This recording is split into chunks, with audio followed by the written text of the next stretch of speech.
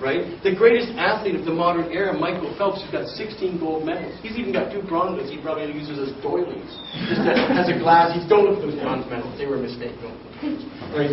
He's got 16 gold medals for a guy who uses his lungs to win, and he's a bong hitter. All right? William Shakespeare, the greatest writer. Michael Phelps, the greatest athlete of all time.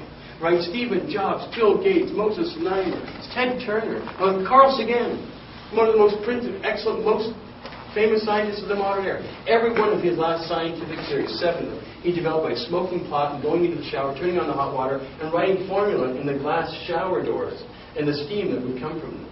Right? And most basketball players, Ross Robiati, smoking marijuana, the 1998 gold medalist. We've got power lifters that have just been disqualified from the last Olympics that smoked marijuana. People smoke, let's just say, you remember those iPods and iPhones we were talking about? iPod. What's on an iPod?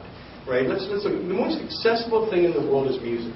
More people say they love music than any other thing on earth. There are lots of people like ice cream, but not everybody likes ice cream. You know, a lot of people like hockey or baseball, but not everybody likes hockey or baseball. Every single person, when you ask a survey, says they like music. Every single person says they have a song in their heart or songs they know that they love and care about. And so everybody always answers to the affirmative, how do you feel about music? I love music. Well, what exactly is on that iPod?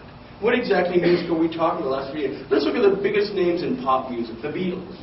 Paul McCartney's looking great at 66. He looks like he's 36, smokes a big bum. He's been convicted 3 times of marijuana. Over 30 Beatles songs have references to marijuana in them, and Got to Get You Into My Life is all about marijuana by Paul McCartney. And John Lennon was a great advocate. He came to the Canadian Parliament in 1969 along with his bed in Montreal. He also told the parliamentary committee that listened to him that the 2 things that Canada could do to make this country great would be to legalize gay marriage and to legalize marijuana. And that was in 1969. And he was a great advocate of it and a great user. And I think probably Paul McCartney and John Lennon have more great pop music between the 2 of them than anybody else in the modern era. The work of potheads. And who inspired them to try marijuana that revolutionized their writing? That was Bob Dylan, the greatest poet of the modern era, is a pothead. And what about Robert Plant and Led Zeppelin?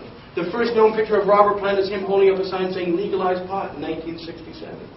Led Zeppelin, the greatest hard metal band of all time, potheads. And what about the Rolling Stones, perhaps the first, second, or third greatest rock band of all time? Right now, I can tell you they're still potheads. In fact, I met their daughters, Lizzie Jagger and Theodora Richards, came into our store and spent a lot of time there one day and told us that both their parents own a castle. Miss Jagger has a castle and Keith Richards has a castle. And they've got one big room in their castle, each of them. It's all devoted to things about cannabis and with hookahs and pipes and bongs and plaques and things on the wall and posters and stuff that the 2 daughters collect when they go around the world. They collect these things. So right now, Mick Jagger and Keith Richards, both in their own castle, have a room dedicated to weed, all about it.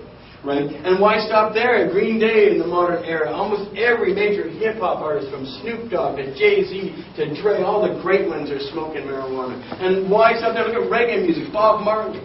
The greatest icon to oppress people in the world is Bob Marley. More people recognize Bob Marley's profile and picture than any other person on earth for all oppressed people. It's amazing. Pictures of Bob Marley abound everywhere you find people under pressure, under oppression. Right? Bob Marley, Peter, all of reggae music is the music of reefer. And what about the original music of reefer, jazz music? The music that started in the 1920s, that started rock and roll, that basically influenced all our modern pop music to this day. Started with guys like Duke Ellington, Louis Armstrong, Billie Holiday, and all these people smoking a lot of pot in the 1920s and 30s. Now that actually is the subtext to why marijuana was made illegal in the United States.